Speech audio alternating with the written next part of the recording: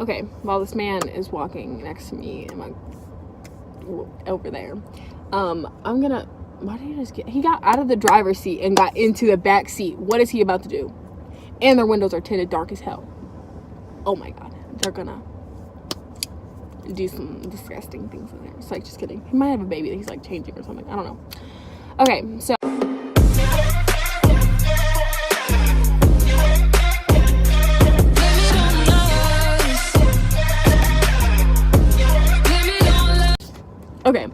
so I'm gonna do story time in my first relationship, and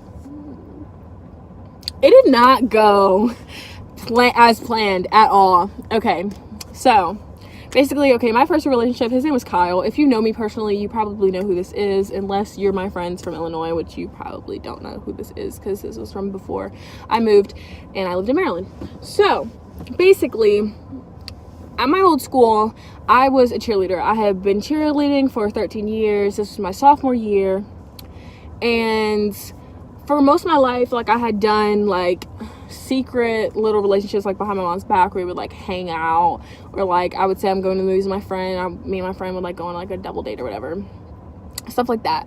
So it'd be like secret and hidden, like we wouldn't be able to spend like genuine time together, like our families didn't know each other and stuff like that. Like, it was a very childish relationship. So this relationship began in the summer, before my junior year. And wait, no, it wasn't. It was before my sophomore year. And like, we were originally like friends like my freshman year, because like I was a cheerleader, he was a football player, like we saw each other often because like games and practices and stuff like that. So we like started texting more often that summer, and he was like, I'm on my way to practice, or I'll be leaving for practice in about an hour, blah, blah, blah. And he's like, I have to walk. And I was like, oh, well, like, where are you walking at? And he's like, he's going to be in my area. So he like stopped at my house, and like we hung out for like 30 minutes, and then he left or whatever. It was like nothing crazy. Like, we just sat there talking and getting to know each other. So the next day he did the same thing. And this time, like, sparks started flying, I guess. And, we like kissed and stuff like that, like, you know, whatever boys and girls do when they're interested in one another. So we get into this relationship, I guess, and he was like coming over during the summer, or like every day up until school started. So we made it official. We made it official between the two of us on August 23rd. I guess I still remember this because this was my first relationship, so it really mattered to me. So yes, I still remember the dates. Funny story, on our 1 month, he posted on Instagram like a flipogram of us. Like, when he was over my house, he would like record videos, because I was still doing YouTube at this time, and like we had recorded videos, like I did his makeup once, and like we would just record like cute little videos, like couples videos, you know, that you like can see on like Instagram and stuff. So we recorded some, and like, so he made a flipogram for our 1 month and he posted it. Little did he know my mom followed him on Instagram. So she saw the video and she was like, you had him in my house. Like, we got in so much trouble. So my mom like messaged his mom, or no, my mom messaged the school and like wanted to know like who his mom was. So then our teacher, our engineering teacher, mind you, he's a senior and I'm about to be a sophomore. Like, I'm a sophomore. So we had the same engineering teacher though, and my engineering teacher hated me because I skipped his class my freshman year. Like, I skipped his class like consecutively because I felt that I was too smart for that class, and when I was in there, like, I would get my work done like that. I had a 100%, so like I felt that I could skip. Like, I didn't really see the point. So that teacher also didn't hate him, but he was like one of his coaches, so they knew each other well, really well. And his mom was the president of the Boosters Club. If you don't know what a Boosters Club is, it's like they like raise money and stuff to like help out like athletics and things like that. So yeah, he messaged his mom and was like, oh, like, your son like was late to practice because he was over this girl Kyra's house, blah blah blah. So his mom also wanted to talk to the school. So then they ended up like making this like secret meeting. Like, they got each other's numbers and like had this secret meeting, and my mom was like, I was grounded at the time. She was like, okay, like we're going to school and we're meeting up with his mom. But he didn't know that. He was just getting out of football practice and he was like, his mom was picking him up. little did he know, like, our moms were meeting in the freaking school parking lot, and they talked. Like, I was sitting in the car at first, and then I was like, get out, let's go. So we got out of the car, and we were like all talking, and basically she was just like, why were you in her house? Like, why would you lie to me about where you were going? If you told me you were going to your friend's house and you went to her house. And our parents were very, very much alike, and they parented in a very similar way. So yeah. And they were like, basically like, how do you ever expect us to bless a relationship that started behind our backs? And then like, we were like, well, wait, can you please like give us another chance? Like, blah, blah, blah. So like, we moved past this little hiccup, I guess. And, you know, I was a star cheerleader, and he was like the star football player, basically. Like, it was like High School Musical type movie type relationship, I guess. And so our moms, like, I guess they blessed the relationship. Long story short, like, it was cool. So we were at a Friday night game, and this was after homecoming. Like, this was before homecoming, but like after our homecoming game. And he had asked me to homecoming at one of these games that we were at, and I rode with him and his mom to the game because my mom had stuff to do. So we were at the game, and the game was over, and we were getting ready to leave. And so all the guys are going to take a picture together like they normally do at the end of games, like especially when they win. So he's like, they're all getting ready to take a picture, and he starts walking up to me, and I'm like, what is he doing? So like, he's walking up to me, and he's like, here, like, open this. I'm like, no, dude, go get in the picture. Like, let me grab your stuff, go and get in the picture. So he's like, no, open it. So I opened this box, and so he showed me this, and it was like, I don't know if the letters on it are still the same because they're a little messed up, but it said, cheer me up and tackle homecoming with me. And it was like on a football and like on the box itself. And it was so cute. So obviously I said yes. So we're at this game. If you live in Maryland, you know what the school is. If you live in Baltimore, Maryland, you know what the school is. It's Eastern Tech. It's a high school. So we're at this game, and he's like, I'm on the sideline cheering like with the rest of the cheerleaders, like, you know. And I had this sign that I made for him. I don't remember I think it was just like to cheer him on at the game. And yeah, so he was running the ball up the middle, and like 6 guys tackled him all at once. Like, this is the 4th time he tries to run up the middle, and I'm like, why are you running the same plays, coach? Like, it's not gonna work out. They keep tackling him. So he did it the final last time, and he got tackled by 6 dudes at once. And like, at first, I like this whole game, what am I trying to say? The players like were catching cramps, like, because it was really cold outside, and like, you know, muscles get cold. So I thought like when they all got off him, like, I thought that like he had just caught a cramp because he was like laying on the ground, like, and I didn't know what was happening. So then, like, obviously, like, whenever we see a player down, like, we have to get down on our knee, you know, just out of respect.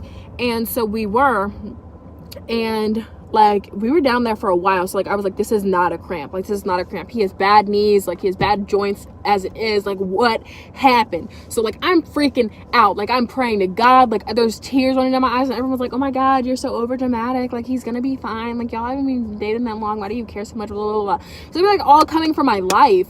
And I'm best friends with my school nurse, my old school nurse. My forehead itches because of this hat. But I'm best friends with my school nurse. And so like, my school nurse starts walking over to me, and they're like, get Kyra. So like, she calls me over, and she's like, we're like halfway to him, and she's like, okay, his mom is freaking out right now. I need you to calm him down.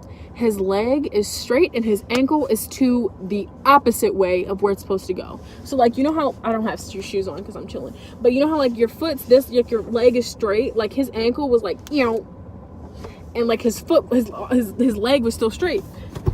So I keep checking to see if my mom's gonna come out here. It's been a long time. I've been recording for like 10 minutes. So she's like, just be calm, like, try to calm him down, like, don't worry him. And I'm like, okay. So like, I run over there, and like, I see his ankle, and I'm like, oh, cover that up. I don't want to see that. So, you know,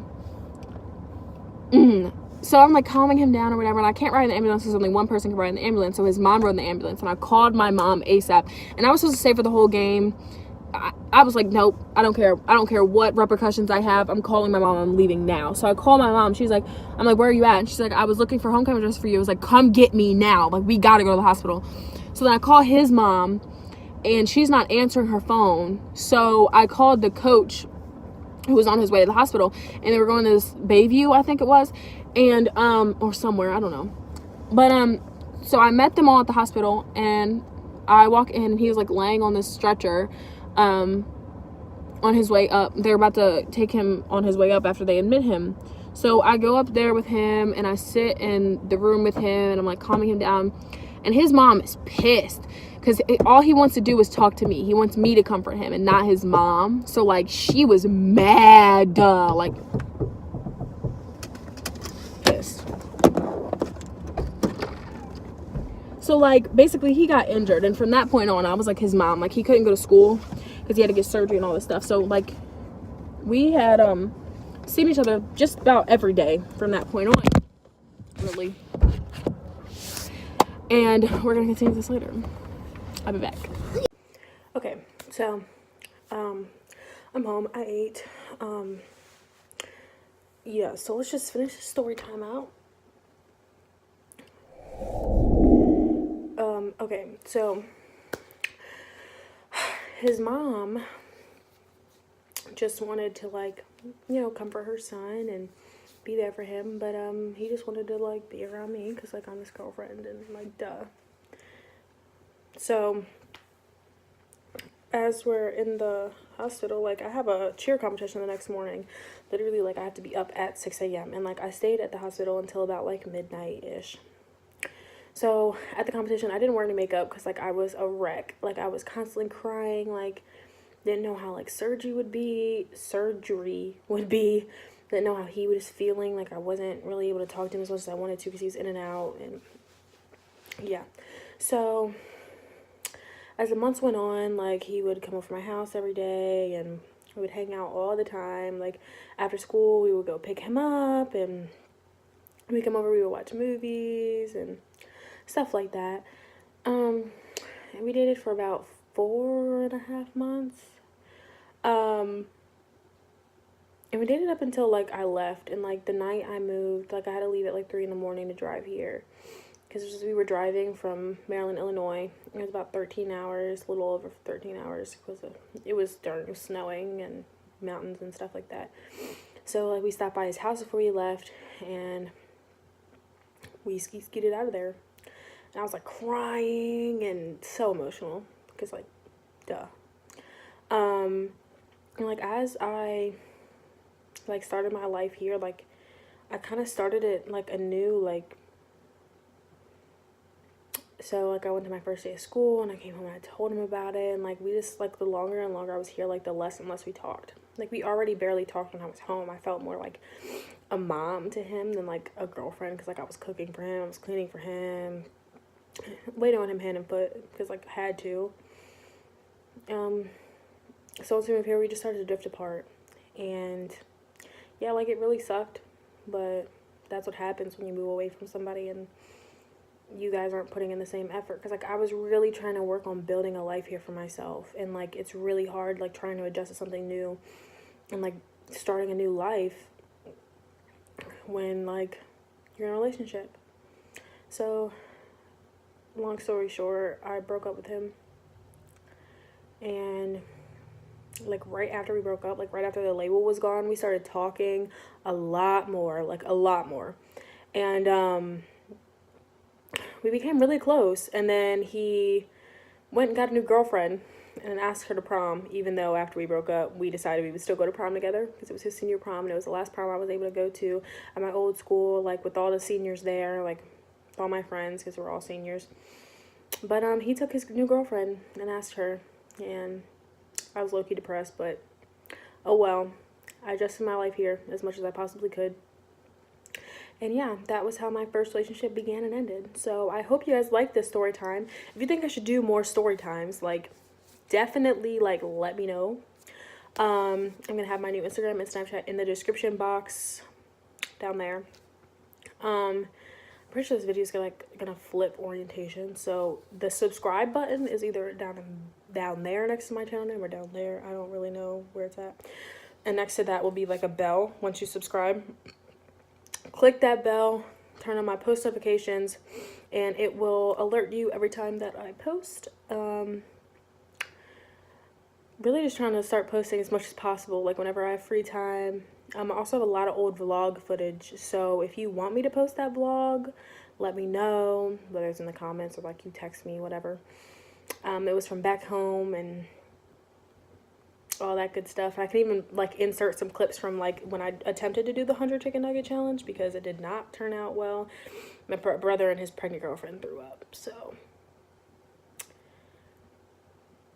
I'm gonna go. Love you guys.